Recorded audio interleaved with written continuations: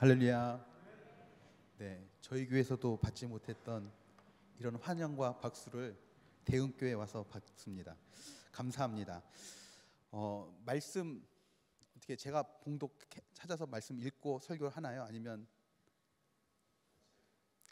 네, 우리 하나님 말씀 먼저 보도록 하겠습니다. 시편 133편 1절서부터 3절까지의 말씀입니다.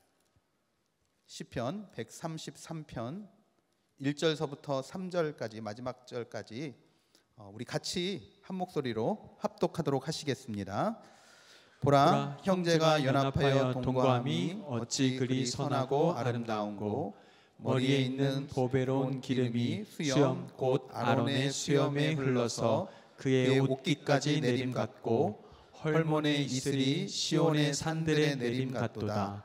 거기서 여호와께서 복을 명령하셨나니 곧 영생이로다. 아멘. 아멘. 아멘. 우리 옆에 분들하고 인사하실까요? 잘 오셨습니다. 은혜 받고 돌아가세요. 인사하시겠습니다. 잘 오셨습니다. 네. 저희 교회랑 분위기가 많이 사뭇 달라서 조금 당황스럽기도 하지만 또 하나님께서 준비하신 은혜를 여러분들에게 주님께서 허락해 주실 줄로 믿습니다. 그래서 방금 봉독한 말씀을 가지고 선하고 아름다운 공동체라는 제목으로 우리 함께 은혜를 나누겠습니다. 우리가 읽었던 1절 말씀에 보면 그렇게 시작합니다. 우리가 너무나 많이 들어서 익숙한 말씀이죠. 형제가 연합하여 동거함이 어찌 그리 선하고 아름다운고 라고 말씀합니다. 성경에 이런 감탄문이 그렇게 많지 않습니다. 그렇게 많지 않은 감탄문 중에 하나가 바로 오늘 1절 말씀인데요. 근데 여러분 한번 생각해 보십시오.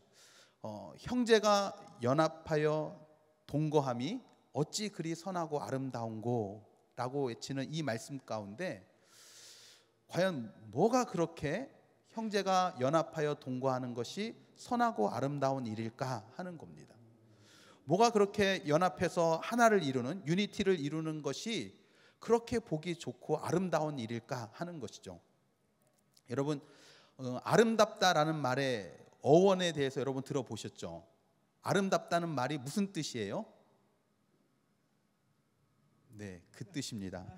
우리가 그냥 형상을 보고 뭔가 이쁜 것 보면, 아름다운 것 보면 그냥 아름답다라고 이야기를 하는데, 그 말의 어원을 찾아가면서 설명해 주시는 분, 또 여러분이 또 인터넷에서 찾아보시면 나오는 아름답다의 어원을 찾아서 뜻을 보면, 아름답다라는 말의 의미는 나답다라는 것이 아름다운 것이라고 그렇게 이야기합니다. 그러니까 아름답다는 얘기는 내가 나다울 때 아름다울 수 있다는 거죠. 그러면서 말씀에서 뭐라고 이야기하냐면 형제가 연합하여 동거하는 일이 나다운 모습이라는 거죠. 그러니까 예수 그리스도로 구원받은 하나님의 백성인 우리에게 나다운 모습은 다른 데 있지 않고, 형제가 연합하여 동거하는 것, 하나를 이루는 것, 그것이 바로 나다운 모습이고 성도다운 삶의 모습인 줄로 믿습니다. 그리고 그 십자가의 사랑으로 하나 된 형제 자매의 나다운 모습이 결국 3절 마지막 절을 말씀에 가면 우리의 영생과도 관련이 되는 것들을 말씀을 통해서 보게 되어집니다. 근데 여러분 해보셨잖아요. 그동안 형제가 연합하여 동거하는 것, 하나를 이루는 것, 한 몸이 되는 것, 사실 우리 둘이 하나가 돼서 사는 것도 쉽지 않잖아요. 어렵잖아요. 그런데 많은 사람들이, 다양한 사람들이 모여서 연합해서 동거한다는 것 정말 쉽지 않은 일입니다. 마음은 그렇게 하고 싶어도 내 마음으로는 그래, 하나님께서 우리를 아름다운 공동체로 불러주셨으니 우리가 하나가 돼서 하나님의 일을 한번 잘해보자 마음을 먹어도 실제로 우리가 사람과 사람을 대면해서 만나다 보면 하나 되는 공동체를 만든다는 것이 말처럼 그렇게 쉽지 않다는 것이죠. 남아프리카 공화국의 대통령이었던 넬슨 만델라 잘 아시죠? 우리가 잘 아는 것처럼 국가 전복 혐의로 종신형을 받고 감옥에 갔었습니다. 그런데 27년 만에 감옥에서 이제 출소하게 되는데, 안타까운 것은 그 27년 동안 감옥 생활하는 동안 그 넬슨 만델라 대통령을 열심히 옥바라지를 하면서 같이 지켜줬던 부인이 27년 출옥하고 난 다음에 결국 두 분이서 이혼하게 돼요. 왜 이혼하게 됐냐면 급진적이던 한 사람은 감옥에 가서 온건한 사람이 되고 다른 한 사람은 남편을 위해서 투쟁하다 보니 심히 급진적인 사람으로 변화됐어요. 그러니까 생각의 차이가 결국 그 둘이 하나가 될 수 없게 만들어 버린 거죠. 아마 여러분도 인생을 살아오면서 말처럼 화목하게 되는 것, 선하고 아름다운 공동체를 만든다는 것이 그렇게 쉽지 않다는 것들을 아마 많이 경험했을 겁니다. 그냥 우리가 어린아이처럼 어떤 욕심도 없고 사상도 없고 옳고 그름의 판단도 없이 그저 그냥 그렇게 어울린다면 아마 하나 되고 즐겁게 화목하고 지내는 것 가능할지 모르지만 나름대로 성장하면서 여러 면에서 자기 주관이 뚜렷해지게 될 때 나와 다른 상대방을 수용한다는 것, 나와 다른 상대방과 하나가 된다는 것 결코 쉬운 일이 아니다 하는 겁니다. 가령 종교나 어떤 정치적인 관점이나 어떤 취미나 더 넓게 보자면 어떤 세계관, 우리의 인생관, 가치관 이런 것들이 달라지기 시작하면 그 다른 사람과 같이 하기가 쉽지 않다는 겁니다. 심지어는 같은 어머니 뱃속에서 나온 형제 자매도 그것 다르다는 이유로 하나 되지 못할 때가 얼마나 많이 있습니까? 부모 자식 간에도 마찬가지고 심지어는 정치적인 이유로 교회를 이렇게 옮기시는 분들도 많이 계시더라고요. 그러니까 여러 가지 이유도 인해서 우리는 한 공동체로 머물 수 없어라고 이야기하시는 분들이 참으로 많이 있습니다. 그래서 심지어 어릴 때는 그냥 끝까지 함께 친하게 갈 것 같았던 그 친구와도 자라오면서 달라진 나의 어떤 생각들, 관점들로 인해서 나이가 많아질수록 야, 그 친구와 함께 하는 게 정말 힘들겠구나라고 느껴질 때도 많이 있다 하는 겁니다. 그런데 오늘 본문 말씀에 보면 우리는 이 모든 것을 다 초월한 온전한 하나된 공동체의 모습을 보게 된다 하는 것이죠. 그래서 시편 133편 말씀 시제를 보면 다윗이 지은 시 그리고 성전에 올라가는 노래 그렇게 이야기하고 있어요. 성전에 올라가면서 다윗이 하나님 앞에 고백했던 찬양의 시예요.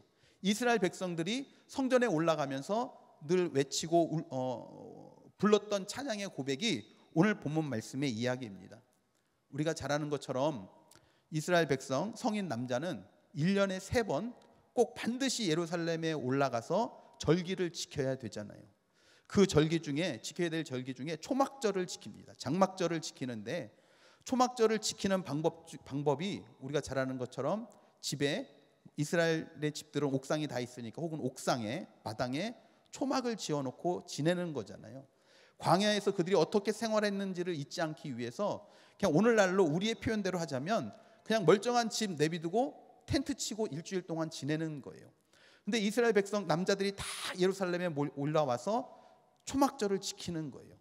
자기 집에도 텐트를 치고 마당에도 누군가에게 빌려줘서 텐트를 칠 것이고 우리의 표현대로 하자면 민박을 하는 사람도 있을 것이고 많은 이스라엘 사람들이 함께 모여서 함께 그곳에서 오래간만에 만난 사람과 교제하고 아름다운 예물을 가지고 와서 주님께로 드리고 함께 나누면서 그 함께하는 그 모습 얼마나 아름다운 모습이었겠는가 하는 것이죠. 이 모습은 장차 예수 그리스도 안에서 구원받을 성도들의 모임인 교회의 아름다운 모습의 예표이다 하는 겁니다.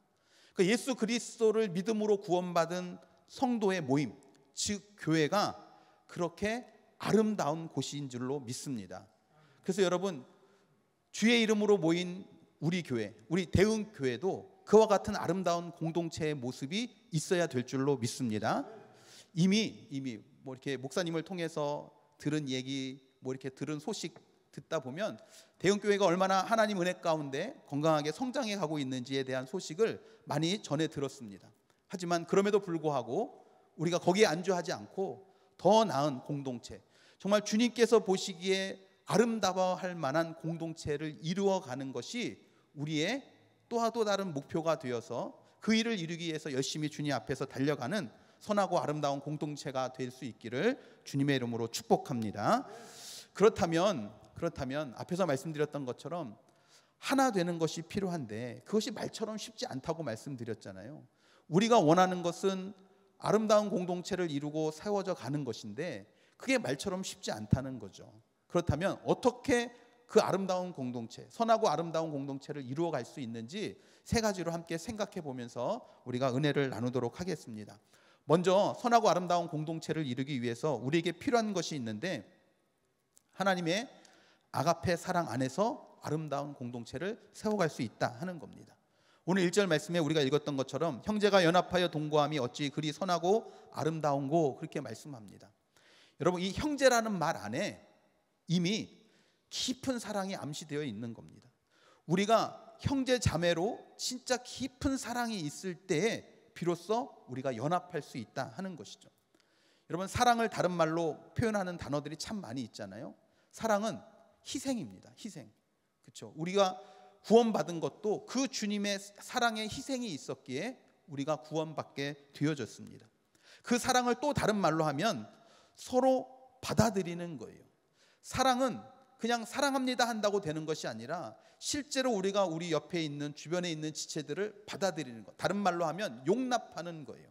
그를 용납하는 것, 그것이 사랑이라는 것이죠. 그래서 용납이라는 것이 어떤 내 기준에 맞춰서 용납할 수 있는 사람과 없는 사람을 구분하는 것이 아니라 그냥 용납하는 거예요. 그냥 받아주는 거예요.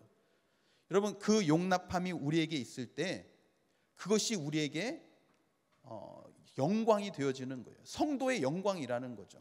우리가 하나님께 영광 돌리는 삶을 살길 원하잖아요.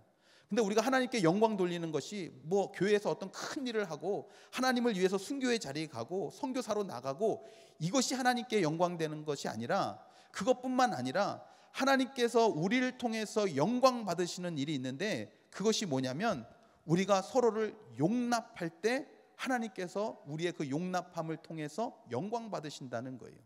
우리 말씀 한 구절 보도록 하겠습니다. 로마서 15장 7절 말씀인데요, 우리 한번 같이 읽어보도록 하겠습니다. 그러므로 그리스도께서 우리를 받아 하나님께 영광을 돌리심과 같이 너희도 서로 받으라. 아멘. 아멘. 그리스도께서 우리를 받아 하나님께 영광을 돌리심 같이라고 말씀하잖아요. 그러니까 예수님께서 우리를 그냥 받아주셨어요.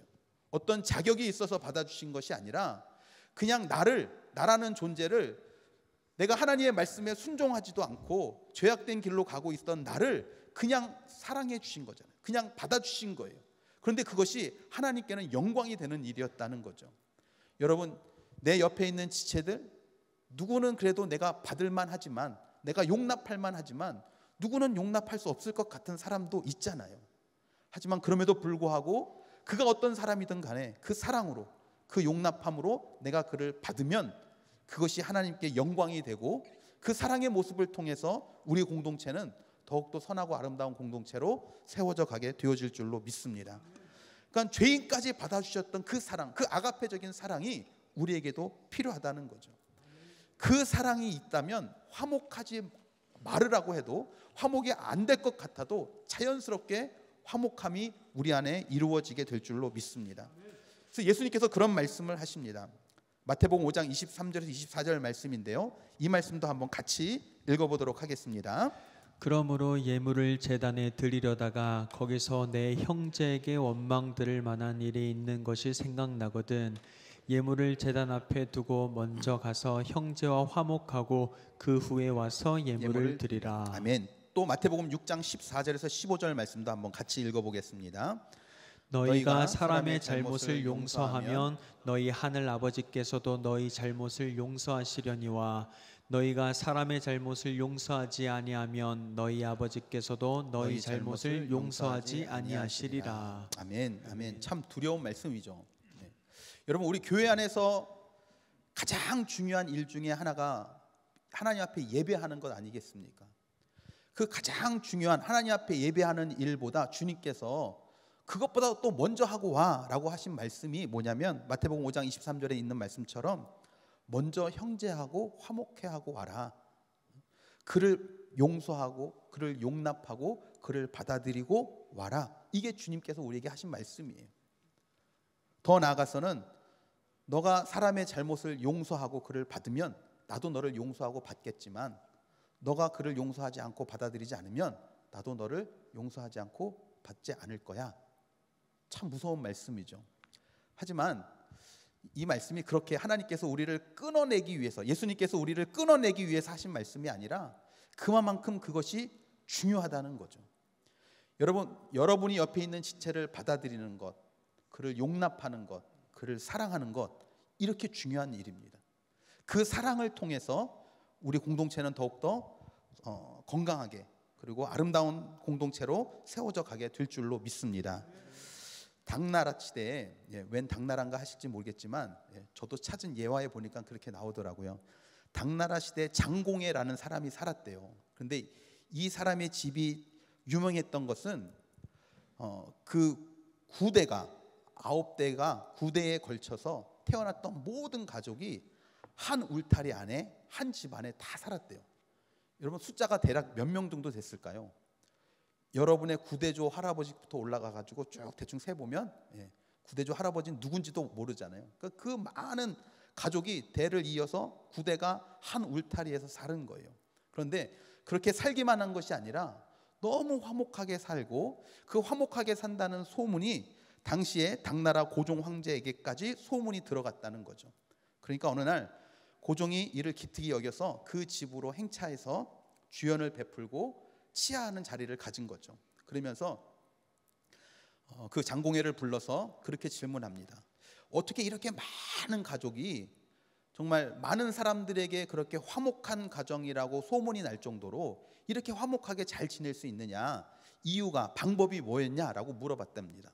그랬더니 이 장공회가 종이를 가져오고 붓을 가져오더니 그 이유를 거기다 적기 시작했다는 거예요. 뭐라고 적었냐면 참을 인자를 그 종이에 빽빽하게 썼다는 거예요. 그 가정이 화목해지는 게 뭐 특별한 뭔가 다른 이유가 있는 게 아니라 참은 거예요. 받아준 거예요. 인내한 거예요. 그들이 우리의 가족의 일원으로서 하나 될 수 있도록 그를 그렇게 품어준 거예요. 나랑 좀 맞지 않아도, 내 생각대로, 내 방법대로 내 자식들이 따라오지 않아도 그냥 인내함으로 그를 받아줬다는 거죠. 여러분, 예수 그리스도의 십자가도 마찬가지입니다. 하나님과 달라도 너무 다른 우리지만 그냥 우리를 받아주신 거예요. 그 사랑으로 우리를 구원해 주신 겁니다. 그래서 그 사랑을 우리가 기억한다면, 그 사랑을 내가 안다면, 그 사랑으로 우리 옆에 있는 지체들을 바라보고 우리 이웃들을 바라본다면 충분히 우리도 그 사랑 기억하고 그 사랑의 힘으로 우리 지체를 받아들이고 용납하고 사랑할 수 있게 되어질 줄로 믿습니다. 그래서 여러분, 사랑장이라고 이야기하고 있는 고린도전서 13장 말씀을 우리가 조금 길지만 4절서부터 7절까지의 말씀을 한번 같이 읽어보겠습니다. 읽는데 사랑이, 우리가 이미 다 아는 이야기들이지만 다시 한번 사랑이 어떠한 것이구나라는 것을 생각하시면서 한번 같이 읽어보도록 하겠습니다. 사랑은 오래 참고, 사랑은 온유하며 시기하지 아니하며, 사랑은 자랑하지 아니하며, 교만하지 아니하며, 무례히 행하지 아니하며, 자기의 유익을 구하지 아니하며, 성내지 아니하며, 악한 것을 생각하지 아니하며, 불의를 기뻐하지 아니하며, 진리와 함께 기뻐하고, 모든 것을 참으며, 모든 것을 믿으며, 모든 것을 바라며, 모든 것을 견디느니라. 아멘, 아멘, 아멘. 사랑은 오래 참고, 온유하고, 시기하지 않고, 자랑하지 않고, 교만하지 않고, 무례히 행치 않고, 자기 유익을 구하지 않고, 성내지 않고, 악한 것을 생각하지 않고, 불의를 기뻐하지 않고, 진리를 기뻐하고, 모든 것을 참으며, 모든 것을 믿으며, 모든 것을 바라며, 모든 것을 견디느니라. 여러분, 이런 모습이라면 우리 공동체가 정말 선하고 아름다운 공동체가 안 될 수 있는, 안 될래 안 될 수 없지 않겠냐는 거예요. 여러분, 이 사랑이 이 대응 공동체 안에 있게 되기를 주님의 이름으로 축원합니다. 그래서 여러분들이 하나님 앞에 나와서 구할 것이 참 많잖아요. 또 교회를 위해서 기도할 때 구할 것들이 참 많이 있을 거예요. 그런데 이 기도 빠지지 않고 하셨으면 좋겠어요. 하나님, 나에게 사랑의 은사를 더하여 주시옵소서. 하나님, 나에게 사랑을 주시옵소서. 우리 공동체 안에 이 사랑을 주시옵소서. 이 사랑이 우리 안에 충만할 때 우리 대응교회가 지금도 그러지만 더 선하고 아름다운 공동체로 세워져 가게 되어질 줄로 믿습니다. 두 번째로, 선하고 아름다운 공동체로 세워지기 위해서 필요한 것이 있는데, 성령의 은혜 안에서 하나 될 수 있다 하는 것이죠. 오늘 본문 2절 말씀에 보면 이렇게 이야기합니다. 머리에 있는 보배로운 기름이 수염 곧 아론의 수염에 흘러서 그의 옷깃까지 내림같고, 그렇게 이야기해요. 여러분, 기름, 성경에 나오는 기름은 대부분 이제 성령의 기름, 성령의 역사하심을 이야기합니다. 그러니까 제사장을 세우고 왕을 세우고 선지자를 세울 때도, 하나님의 사람을 세울 때도 기름을 부어서 세웠잖아요. 그 기름은 성령의 기름 부으심을 상징하는 거죠. 이 기름이 얼굴에서부터 흘러 수염까지 흐르고 그 옷깃 끝까지, 그냥 머리서부터 발끝까지 성령의 기름 부으심이 넘쳐났다, 그 얘기를 하는 겁니다. 여러분, 연합이라는 것, 하나됨이라는 것, 앞에서 말씀드렸던 것처럼 내가 원한다고 그냥 쉽게 되지 않아요. 성령의 역사하심이 우리 가운데 있을 때 가능할 줄로 믿습니다. 하나 되게 하시는 성령의 역사하심으로 말미암아 우리 공동체가 하나 될 수 있다는 거예요. 여러분, 사정, 개인들마다 다 사정이 다르겠지만 정말 가정을 위해서 기도하시는 분들도 저희 위에 참 많이 계시거든요. 가정의 하나됨, 누군가에겐 너무 자연스러운 일이지만 가정의 하나됨을 위해서 기도하시는 분 너무 많아요. 또 조금 더 나아가면 여러분의 일터가 정말 그냥 돈만 벌러 가는 자리가 아니라 정말 하나님께서 우리를 그곳으로 보내주신 자리잖아요. 그렇다면 그것도 하나님의 나라를 만들고 그곳에서도 성령의 역사하심을 통해서 주님 보시기 아름다운 공동체를 세우라고 나를 거기에 보내주셨잖아요. 우리 교회는 말할 것도 없죠. 그런데 그 일을 이루기 위해서 우리에게 반드시 필요한 것이 있는데 바로 성령의 충만함인 줄로 믿습니다. 에베소서 4장 2절에서 4절 말씀에 보면 이런 말씀이 있습니다. 한번 같이 읽어보도록 하겠습니다. 모든 겸손과 온유로 하고 오래 참음으로 사랑 가운데서 서로 용납하고 평안에 매는 줄로 성령이 하나 되게 하신 것을 힘써 지키라.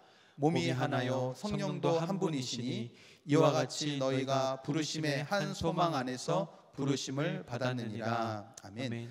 고린도전서 12장 13절 말씀도 한번 같이 읽어보도록 하겠습니다.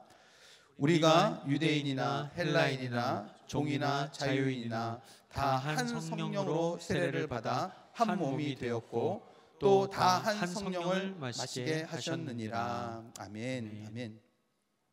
그러니까 이미 두 말씀에서 보는 것처럼 성도는 이미 성령 안에서 한 몸이 된, 우리가 예수 그리스도를 머리로 한 이 교회 한 몸의 지체들로 부름받은 자들인 줄로 믿습니다. 그러니까 이 한 몸 하나 된 것을 지키기 위해서는 성령의 충만함 없이는, 성령의 기름 부음 없이는 그 일이 가능하지 않다는 거예요. 내가 아무리 하나됨을 유지하고 싶어도, 선하고 아름다운 공동체로 살아가고 싶어도 인간의 노력만으로는 한계가 있다 하는 것입니다. 그래서 여러분, 성령 하나님께서 우리 가운데 함께 하시면, 성령의 역사하심이 우리 가운데 강하게 나타나면 그 한 성령께서 우리의 모든 생각과 말과 행동과 우리의 목표와 우리가 바라는 것들을, 우리의 소망을 하나로 만들으셔서 우리가 하나 되는 놀라운 역사를 이루어 가실 줄로 믿습니다. 근데 그런 의미에서 우리가 교회라는 틀 속에 있으면서 신앙생활 한다는 것이 보통 은혜가 아니에요. 여러분, 이 시간에 이 자리에 여러분이 함께 나와 예배하고 기도하고 봉사하고 여러분들이 주님 앞에서 무언가 사명을 감당할 수 있다는 것이 하나님의 특별한 은혜인 줄로 믿습니다. 이 일들을 통해서 그래도 여러분이 하나님께서 주신 성령을 내가 유지하고 살아갈 수 있는 거예요. 이렇게 함께 나와서 기도하고 예배할 수 있는 옆에 지체들이 있다는 것이 여러분 큰 은혜인 것을 여러분 기억하시길 바랍니다. 그런데 그렇다면 우리가 어떻게 성령의 충만함을 받을 수 있느냐 하는 거죠. 어떻게 하면 하나님께서 우리에게 그 약속하신 성령을 허락해 주시겠는가 하는 거예요. 사도행전 말씀에 보면 성령 받았던 그 사건들의 이야기를 통해서 우리가 그렇게들 많이 이야기합니다. 먼저는 회개하고 약속 선물로 주시겠다고 하셨던 말씀을 믿는 그 믿음을 가지고 하나님 앞에 기도하면 성령을 선물로 받을 것이다, 그렇게 이야기해요. 그리고 또 실제로 그렇게 성령의 충만함을 경험합니다. 그런데 그것과 더불어서 오늘 함께 나누고 싶은 것은 이거예요. 한 가지가 더 있는데, 우리가 성령의 충만함을 받기 위해서, 성령께서 내 삶을 주관하게 하기 위해서 우리가 해야 될 것이 있는데, 그것이 뭐냐면 하나님의 말씀에 순종하는 삶을 살아내는 겁니다. 사도행전 5장 32절 말씀인데요, 한번 같이 읽어보도록 하겠습니다. 우리는 이 일의 증인이요 하나님이 자기에게 순종하는 사람들에게 주신 성령도 그러하니라 하더라. 아멘. 하나님이 자기에게 순종하는 사람에게 주신 성령도 그러하다 이야기예요. 그러니까 하나님께서 성령을 어떤 사람들에게 부어주시냐면, 물론 회개하고 믿음을 가지고 간절히 기도하고 소망하는 사람에게도 부어주시지만, 하나님의 말씀대로 순종하는 자에게 하나님께서 성령의 기름을 부어주시는 줄로 믿습니다. 여러분, 우리가 신앙에도 보면 이런 선순환들이 좀 이루어지는 사람이 있는가 하면 악순환들이 이루어지는 사람들이 있어요. 뭐 쉬운 예로 뭐 공부하는 학생에 빗대서 얘기하자면, 계속 놀다가 시험 때 벼락치기 했는데 벼락치기를 잘못해서 성적이 안 나와요. 근데 이런 사람은 또 어때요? 또 계속 놀다가 시험 때가 되면 벼락치기 했는데, 죄송합니다, 여기 계신 분들은 성적이 다 잘 나오셨던 것 같아요. 표정을 보니까 이해가 잘 안 될 것 같은데, 아무튼 은혜에도 선순환이 있는 것 같다는 거죠. 우리가 하나님의 말씀대로 살아갈 때도 이 마중물이라는 게 있잖아요. 이 펌프질을 해서 물을 올릴 때 옛날에 보면 첫 바가지 물이 있잖아요. 첫 바가지를 딱 붓고, 이것도 잘 모르시나요? 네, 그런 게 있어요. 저도 어렸을 때 저희 큰 댁에 가면 있었는데, 이 펌프로 해서 물을 깃는 물은 마중물이라고 해서 한 바가지 물을 딱 놓고, 그래 이제 압력이 생기니까 펌프질을 막 하면 지하에 있는 물이 쭉 올라와서 그 다음서부터는 이제 천천히 해도 물이 계속 나오거든요. 근데 처음에만 조금 힘든 거예요. 처음에만 조금 힘들지만 그 다음서부터는 물이 계속 나와요. 마찬가지로 하나님의 말씀대로 살아간다는 것도 비슷한 것 같아요. 해보지 않았던 사람은 하나님의 말씀대로 산다는 것이 힘들 수도 있어요. 하지만 처음은 조금 힘든 것 같지만 그래도 결단해서 내가 생각하기엔 그렇게 살면 손해볼 것 같고, 그렇게 살면 세상 사람들이 손가락질할 것 같고, 그 하나님의 말씀을 지켜 살면 왠지 남들보다 내가 뒤처지는 것처럼 보이지만, 그럼에도 불구하고 내가 하나님의 말씀대로 순종하면 하나님께서 우리에게 뭘 주신다고요? 성령을 주신다고 약속하셨잖아요. 성령을 주시면 그 다음부터는 이게 자연스러워지는 거예요. 내 힘으로 그것을 하려고 하면 힘들거든요. 안 되는 걸 하려고 하니까 힘들잖아요. 그런데 그렇게 살아가는 내 삶 위에 성령의 기름 부으심이 있으면 그렇게 하나님의 말씀대로 살아가는 것이 좀 더 쉬워져요. 그 다음에 또 부어주시는 기름 부으심이 있으면 그 다음엔 더 쉬워져요. 어느 순간인가 하나님의 말씀대로 살아가는 것이 그냥 내 삶이었던 것처럼 그냥 그렇게 살아갈 수 있는 거예요. 그렇게 성령이 주신 힘과 능력으로 말씀대로 순종하며 살아가다 보니 우리 공동체는 주님 보시기에 선하고 아름다운 공동체로 세워질 수밖에 없는 거죠. 바라기는 성령의 충만함 가운데, 기름 부으심 가운데 우리 공동체가 선하고 아름다운 공동체로 세워져 가게 되기를 주님의 이름으로 축원합니다. 마지막 세 번째로 어떻게 하나 될 수 있느냐? 성경의 진리 안에서 하나 되어질 수 있다 하는 겁니다. 오늘 본문 3절 말씀에 헐몬의 이슬이 시온 산들에 내림 같도다. 거기서 여호와께서 복을 명령하셨나니 곧 영생이로다 라고 이야기해요. 이 헐몬산은 이스라엘 북쪽에 레바논 산맥에 해발 한 2,700m 정도 된다고 그래요. 그래서 오늘 현재 이름은 제벨 애쉬라고 이야기하는데, 그 제벨 애쉬라는 말의 뜻은 백발의 산이라는 뜻이에요. 그럼 백발의 산이라는 뜻은 무슨 산이겠어요? 그 산이 만년설이 있는 산이라는 거죠. 그래서 늘 그렇게 녹지 않는 그 눈이, 얼음이 있는 곳인데, 이스라엘의 건기가 되면 그 물이 녹아서 흘러내려오는 거죠. 마치 비 한 방울 오지 않는 그곳에 정말 성령의 담비같이 그냥 그렇게 흘러내려오는 겁니다.